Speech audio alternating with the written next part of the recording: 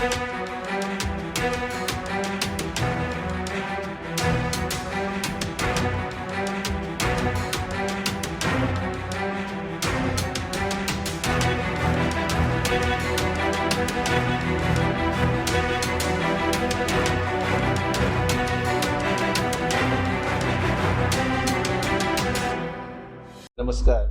त्याला आपले कार्यकारी अभियंता बांधकामचे राजेंद्र सावंत यांच्या लक्षात आलं की 16 फेब्रुवारी त्यांच्या निदर्शनास आलं की आपल्या खोट्या सह्या करून काहीतरी हे केलेलं आहे.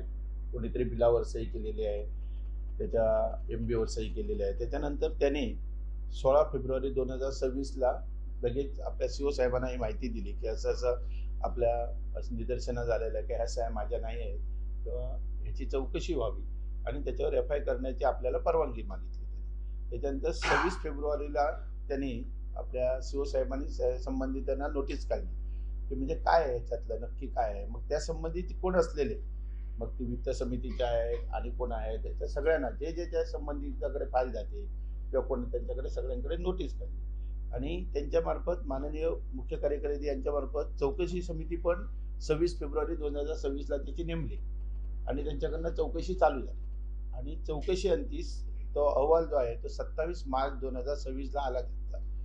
तो 27 मार्च 2026ला त्या संबंधीचा अहवाल काय काय आहे, कोण कोण होते, काय काय झालं, असं सगळं म्हणजे प्रत्येकाला त्यांनी चौकशीत त्याच्यात घेतलं. म्हणजे कोणाच्या ह्याला कोण आणि ह्याच्या संगतीला आहे का किंवा ह्याला कोणी मदत केली का याच्या संबंधी सगळी चौकशी त्यांनी केली.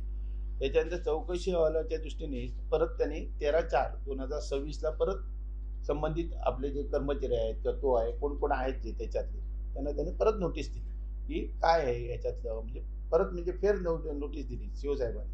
हे त्यांना त्यांच्यातलं पूर्णपणे सत्यता जाणून घेण्यासाठी म्हणा किंवा त्यांना काहीतरी त्याच्यातलं नक्की काय कुठपर्यंत आहे ह्याच्यात त्यांनी घेतली. आणि त्याच्यानंतर माननीय मुख्य कार्यकारी अधिकाऱ्यांनी जे 18/5/2026ला त्याने FIR करा म्हणून त्यांनी संबंधित आपले जे सावंत साहेब आहेत एक्झिक्युटिव्ह बांधकामचे त्याला सांगितलं की आपल्या म्हणजे सगळ्यांच्या निदर्शनास आलं की बाकीचे जे कोण कर्मचारी आहेत किंवा आपले प्रशासकीय अधिकारी आहेत किंवा आपल्या ते वित्ताचे असतील, बांधकामचे अधिकारी असतील, याच्यात कोणी सहभागी नाही आहे. त्याच्यामुळे ते निष्कर्षपद आले की हे व्यक्ती आपली कर्मचारी किंवा कोण याच्यात नाही आहे. मग ही जी कोण थर्ड पार्टी किंवा कोण असेल त्याच्यापर्यंत आलं, मग त्याच्यावर तुम्ही FIR दाखल करा. त्याच्यानंतर 18 तारीखला लगेच 4 वाजता दुपारी 2 वाजता सांगितल्यानंतर 4 वाजता आमचे राजेंद्र सावंत एक्झिक्युटिव्ह संबंधित PI कडे गेले. त्यांनी त्यांना माहिती दिली तर ते म्हणाले ह्याच्या संबंधी आपल्याला नुसता अर्ज FIR करून होणार नाही, तर त्या संबंधी असलेले तुमचे MB, त्या संबंधी असलेले सगळेच रेकॉर्ड तुम्हाला ते आमच्याकडे आणून द्यावं लागेल आणि हे लिस्ट काय काय असेल ते त्यांनी त्याला सांगितलं. त्याच्यानंतर इथं आमची चर्चा झाली म्हणजे CO साहेबांकडे त्यांची. त्या CO साहेबांनी सांगितलं जे काय संबंधित लागेल त्याच्या संबंधित असेल ते तुम्ही त्यांना द्या आणि त्याच्या संबंधित त्यांना आपण त्याच्यावर FIR दाखल करूया. त्याच्यानंतर त्यांनी ते पेपर गोळा केले. संबंधित त्याचा 2-3 दिवस झाले.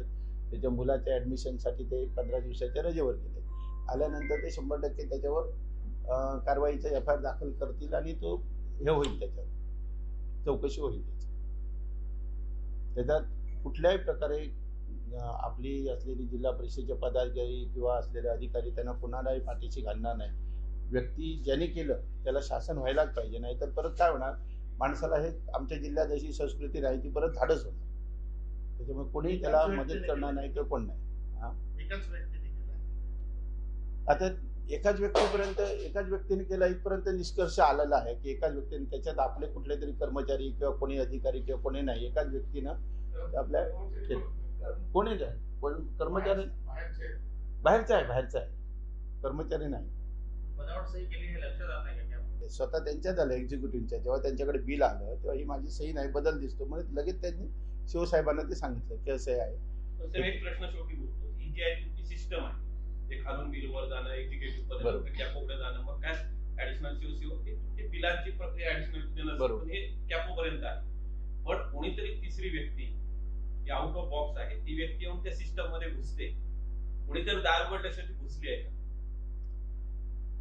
नाही, थोड्याशा प्रमाणात काय होतं, जी साहेब बिलाची सिस्टीम असते ना येण्याची, ती बिलाची सिस्टम शिपाई मार्फत इथे येते, इथं टेबलावर असते, सगळीच काही एक्झिक्युटिव्ह साहेब तिथं ह्याच्यात नसताना एक्झिक्युटिव्ह साहेबांची संधी म्हणजे ती कोणी त्यांनी त्या माणसानं संधी साधून ते हे काम केलेलं आहे त्या फावल्या वेळात म्हणजे तिथं बिलाची जी सिस्टीम आहे ना ती खालनं वरपर्यंत येते ना कार्यकारी अभियंत्यांची त्यांची शेवटची सही असते हो. किंवा त्यांच्यावरती कॅपोची सही असते मग खालची प्रक्रिया पूर्ण झालेली होती का खालच्या सहीची हा खालच्या सहींची झालीच होती ना ते बिल मालवणात यायचं असेल तर मालवणात येऊन याच्यापर्यंत येऊन आपल्या लास्ट सही आपल्या ह्याचीच असते ना एक्झिक्युटिव्हची अरे ठीक आहे कॅपो ज्यावेळी पैसे पण ते किती नाही. बिल पेड झाले नाही हा त्याच्या आधी म्हणजे सही. प्रयत्न झाले म्हणजे एक पण बिल हा. पेड झालेलं नाही